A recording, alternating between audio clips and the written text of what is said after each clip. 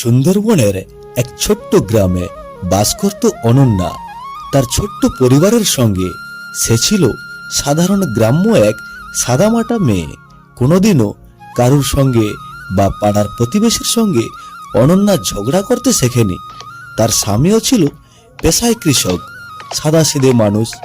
ছোট্ট গরিব সংসার হলেও তাদের জীবনে কোনো অভাব ছিল না। কিন্তু তাদের জীবনে হঠাৎ এক কালো ছায়ার দেখা মিলল।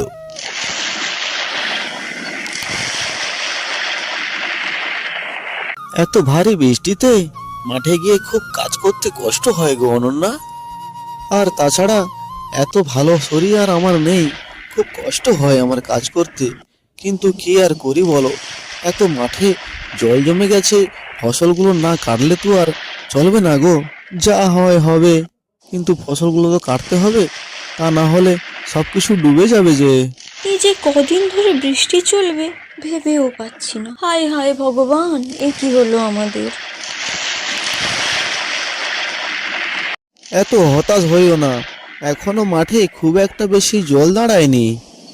তার আগে আমি সবকিছু তুলে নেব, শুধু আজকের রাতটা যেতে দাও। চলো চলো, ভাত খোলো তো, যা হওয়ার হবে কাল সকালেই দেখা যাবে।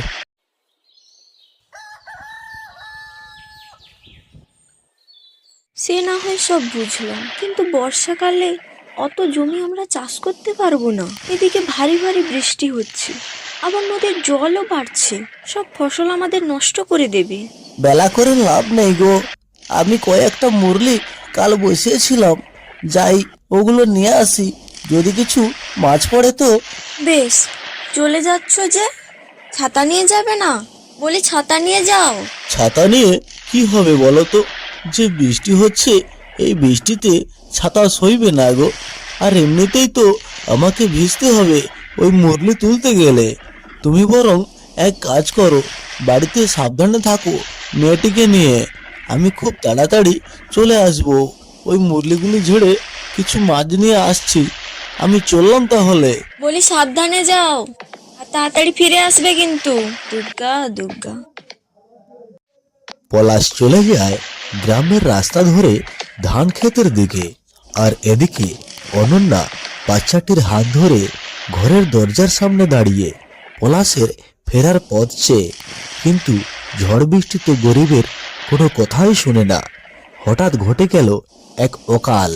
পলাশ ফিরতে ফিরতে সন্ধ্যাও নেমে এলো, আর ঠিক সেই সময় দেখা হলো গ্রামের এক মুডল মহাশয়ের সঙ্গে। রে পলাশ, বুঝি মাঠ থেকে ফিরলি? তা বলি, কত মাছ পেলে? এই তো বাবু, 300 গ্রাম মতো চিংড়ি মাছ আছে বাবু। লাগবে লাগবে নাকি বাবু? হ্যাঁ, আমার বাড়িতে দিয়ে আসিস। যিনি বলেছিল লাউ চিংড়ি করবে, আর চিংড়ি মাছ আমার খেতে খুব ভালো লাগে। যা দাম হবে আমি দিয়ে দেব, তা নিয়ে তোর কোনো চিন্তা নেই। সন্ধ্যাবেলা আমি ফেরার পথে তোকে টাকা দিয়েই আমি ফিরবো, তা দিয়ে আসিস কিন্তু আমার বাড়িতে। আর এই কথা শোনার পর পলাশের মুখে হাসি ফুটে ওঠে। সে গনগন করে ঘরের দিকে হাঁটতে থাকে, কিন্তু ঝড় বৃষ্টি যেন থামে না, আরো যেন বেড়েই চলেছে। এইখানে কিছু মাছগুলো রাখলাম, আর কিছু মাছ আমি ওই জমিদার বাবুর বাড়িতে গিয়ে দিয়ে আসি। পলাশ ঝড়ের মধ্যে কাদামাখা রাস্তায় হাঁটতে থাকে। সে এক ঝোপের মধ্যে দেখতে পায় মাঝ রাস্তায় একটি মাছ ছটফট করছে। তখনই সে ওই মাছটাকে ধরতে গেলেই তার জীবনে ঘটে এক বড় বিপদ। পলাশকে সাপে কামড় দেয়। পলাশ লুটিয়ে পড়ে মাটির উপর, শরীরে তার বিষে ভর্তি হয়ে যায়।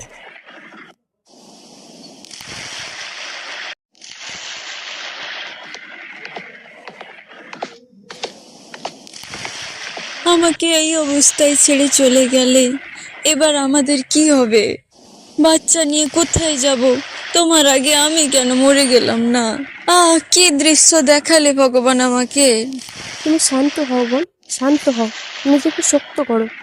ভগবান তো রয়েছে, সব ঠিক করে দেবে। আর তাছাড়া আমরা তো সবাই তোমার পাশে আছি। কান্নাকাটি করতে থাকে অনন্যা। আর কিছু সময়ের পর গ্রামের বয়স্ক মানুষরা মিলে তাকে ভেলায় করে নদীর জলে ভাসিয়ে দেয়। আর এদিকে অনন্যা মেয়েটিকে নিয়ে বড্ড একা হয়ে পড়ে।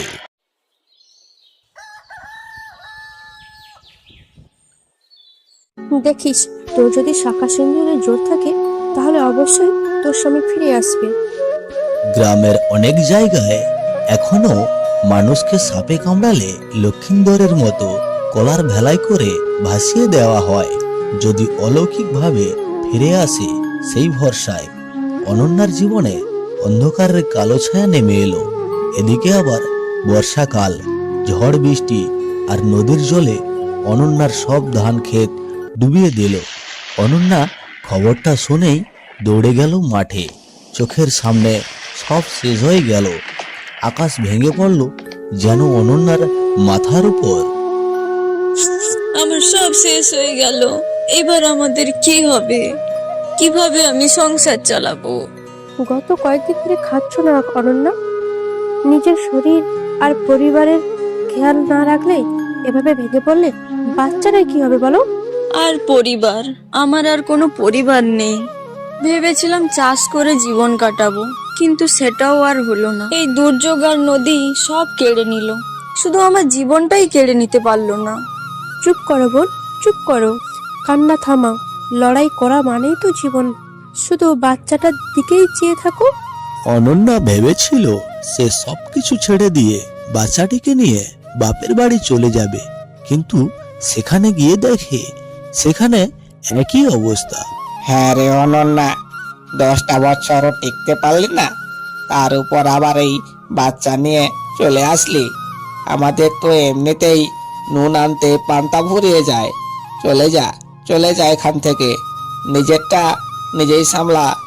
বাবা মা কিছুই বলেনি, কিন্তু দাদার মুখে এই কথা শোনার পর অনন্যা ভেঙে পড়ে। কিছু উপায় না পেয়ে সে আবার ফিরে আসে তার স্বামীর ভিটে মাটিতে। প্রতিবেশীর এক দিদি ছাড়া আর কেউ তাকে সাহায্য করেনি। মা, ও মা, আমার খুব খিদে পেয়েছে মা, আমায় কিছু খেতে দাও, আমি অনেক দিন ধরে কিছু খাইনি। আজ না হয় আমার বাড়িতেই খেয়ে নাও, তারপর না হলে তুমি তোমার একটা কাজ খুঁজে নিও, যাতে তোমার সংসারটা কোনো মতেই চলে যায়। আজ থেকেই আমি এই চায়ের দোকান চালাবো। আমাদেরকে দিদি কদিন বা আর দেখবে? রাস্তার ধারে অনন্যা ছোট্ট একটা চায়ের দোকান দিয়েছে, কিন্তু তা বেশ কিছু বাঁকা কথাও শুনতে হয় অনন্যাকে। আমার কি ঢং! স্বামী নেই বলে রাস্তার পাশেই দোকান দিয়েছি। আজকাল মেয়েদের কিছুই বলা যায় না বাপু। যত দিন যায় তার দোকানের সামনে আরো ভিড় বাড়তে থাকে। পাড়ার প্রতিবেশীরা তাকে খারাপ নজরে দেখতেও থাকে। কান্না করছো কেন বোন? প্রতিবেশীর সব কথাই আমার কানে আসে, কিন্তু তা নিয়ে ভাবলে তোমার চলবে না। আজ যদি কারোর বাড়ি কাজ করতে যেতাম তাও আমাকে কথা শুনতে হতো, কিন্তু তা না করে আমি নিজে কিছু করছি, কিন্তু তাতেও কথা শুনতে হচ্ছে। আমি কি করে বাঁচবো, সংসার চালাবো? আমাদের এই সমাজে লোকের কাজ হচ্ছে নিন্দ কথা বলা। তুমি ভালো কাজ করলেও বলবে, আবার খারাপ কাজ করলেও বলবে। এতে তোমার কান ভারী করে কোনো লাভ নেই।